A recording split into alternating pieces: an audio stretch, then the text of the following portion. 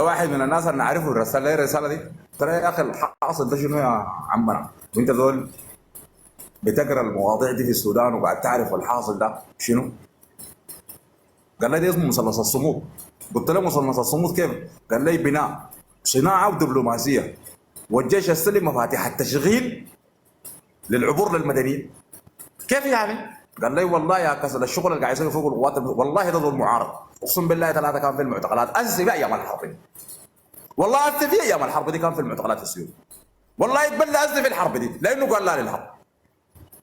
وعنده فهم في راس، وعنده قلم يكتب له، وعنده شيء قاعد يكتب له. اساسي لما سالته من الكلام ده وبيني وبينه انا طوالي قاعد نتناقش، قال لي يا كسر ده اسمه مثلث الرعب.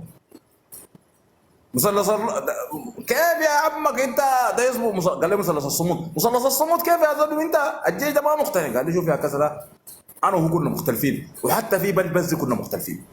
قال لي ده مثلث الصمود بناء وصناعه ودبلوماسيه. كيف؟ قرار البرهان قال لي بتعيين الفريق اول ركن شمس الدين كباشي مساعد لشؤون بناء والتخطيط الاستراتيجي. طبعا الوظيفه دي جديده واسمها شنو؟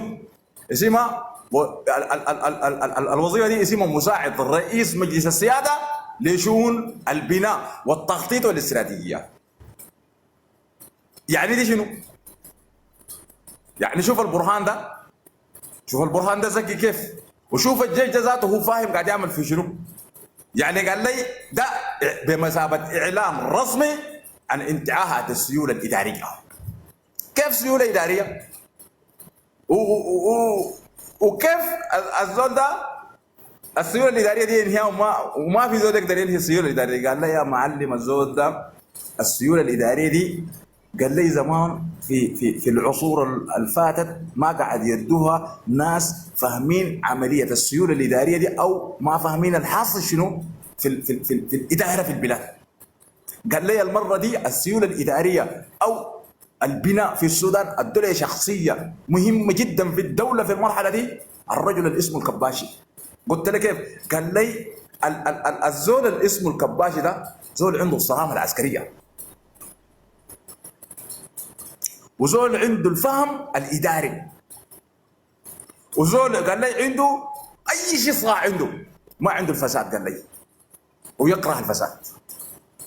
يبقى ادوا الوظيفه دي معناتها البرهان سلم الكباشي اخطر ملفات الدوله في السودان.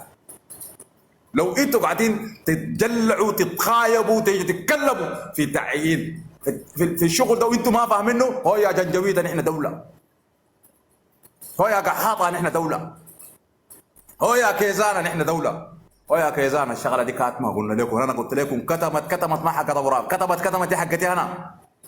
الراجل ده سلم اخطر زول في العلوم العسكريه في السودان وفي الصرامه العسكريه في السودان وفي الفهم والاستراتيجيات، سلموا المشروع بتاع بناء الدوله. يعني ناس العنصريه والجهويه والقبليه والناس الشغل داخل الدوله ومؤسسات الدوله شدوا حيلكم. ولاة الولايات في السودان اللي عندهم جهويه وقبليه وقريبه واراضي والمشاكل والحاجات، الزول ده يستلم الملف ده الراجل اللي ما بيرحمك. لا بيعرفك قريب برهان، لا بيعرفك قريب كباشي، لا بيعرفك قريب ياسر العطا، لا بيعرفك معينك منو، لا بيعرفك ابن قبيله منو، ابن تاني بيركبك. كباشي ما عنده لعب. هو لما الملف ده يعني انت كمواطن عندك شكوى، وانت كمواطن عندك اشكاليه، وانت كمدني عندك فهم في راسك، ده مرحله جايه دي مرحلتك. يا ابو راجل وطني قومي صارم عسكري، توصل له رسالتك بصوتك بفهمك في دائره شؤونه دي، دائره الحكم المدني والاستراتيجيات والبناء ومشروع الدوله الجديد. ونحن عندنا مشروع اسمه السودان ما بعد الحرب والسودان الجديد، وعندنا مركز اسمه مركز دراسات السودان. اول زول حيرفع له الملف ده الكباشي. عندنا مشروع كبير دايرين نرفعه للكباشي ده. والراجل ده زول وطني وزول واعي وزول مثقف وزول متعلم وزول يفهم وزول يتعامل. ابشرك دي واحده من الحاجات ان احنا مستفيدين فيها، والناس اللي دايرين تحلل التحاليل بتاعت الكلام ده. الزول ده حيشتغل على طرحه للدوله دي، على يشتغل على طرف المؤسسات العسكريه والمؤسسات المدنيه. الكلام ده يهدف منه شنو؟ انا ككسله ومع مناقشه الزول المدني فاهم قال لي الكلام ده يهدف لانه مرحله الدوله من المرحله العسكريه للمرحله المدنيه بمراجعه الترهلات دي. بس هو دي نحن يا حريم وطن الوعي الكافي ده نحن دي خدت لنا عليها سطرين كده، لانه نحن ما واعيين وما فاهمين وندخل خشومنا فيها.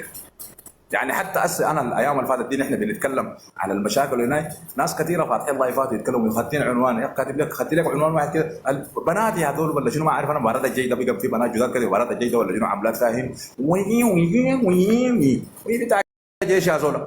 لا دي دوله دي قوات مسلحه كاتبه